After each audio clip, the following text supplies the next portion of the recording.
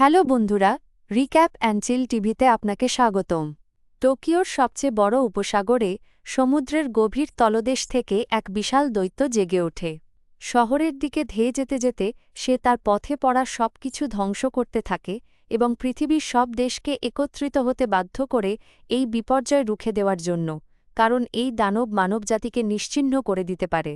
আজ আমি আপনাদের কাছে ২০১৬ সালের চলচ্চিত্র শিন গডজিলার কাহিনী সংক্ষেপে তুলে ধরব। টোকিও বে র কাছে জাপান কোস্টগার্ড একটি নৌকার খবর পায়, যেটা কয়েকদিন ধরে একই জায়গায় দাঁড়িয়ে আছে।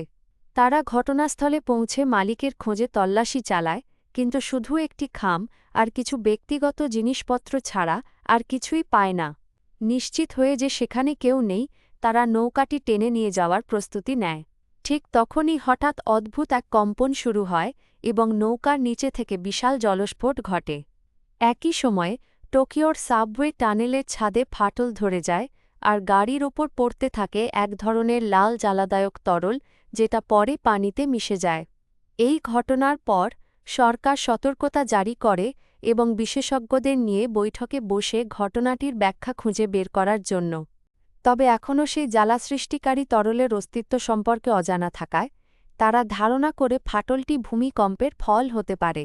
সমুদ্রের নিচে আগ্নেয়গিরির অগ্ন্যুৎপাতকেও এক সম্ভাব্য ব্যাখ্যা হিসেবে ধরা হয়, কিন্তু যেহেতু ঘটনাটি অগভীর অঞ্চলে ঘটেছে এবং শুধু বাষ্প দেখা গেছে, তারা এই ব্যাখ্যাটিও নাকচ করে দেয়। বিজ্ঞানমন্ত্রী প্রধানমন্ত্রী ও গোয়েন্দা বিভাগের সঙ্গে বৈঠক করে এবং প্রাকৃতিক ব্যাখ্যা খুঁজে বের করতে চেষ্টা করেন। তবে তরুণ ইউগুচি দাবি করে এটি এক বিশাল দানবের কাজ এবং এমনকি ইন্টারনেটে তার ভিডিও ছড়িয়ে পড়েছে। কিন্তু মন্ত্রীরা বলেন এমন কোনো প্রাণী নেই যার শরীরের তাপমাত্রা জলে ফুটন্ত অবস্থায় নিয়ে আসতে পারে। এই তত্ত্ব বাতিল করে সেক্রেটারি জেনারেল একটি মন্ত্রিসভা ডাকে পরিস্থিতি নিয়ন্ত্রণে কী ব্যবস্থা নেওয়া যায় তা নির্ধারণ করতে। কয়েক ঘণ্টা পরে রাসায়নিক পরীক্ষার রিপোর্ট আসে, যাতে দেখা যায় এলাকায় কোনো বিষাক্ত গ্যাস নেই এবং আগ্নেয়গিরির ক্রিয়াকলাপ দ্রুত কমে যাচ্ছে।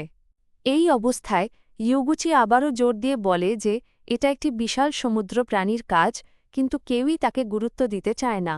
কিন্তু ঠিক তখনই টেলিভিশনে সরাসরি সম্প্রচারে দেখা যায় এক বিশাল দানবের লেজ সমুদ্রপৃষ্ঠে উঠে এসেছে, যা প্রমাণ করে ইউগুচির অনুমানই ঠিক ছিল।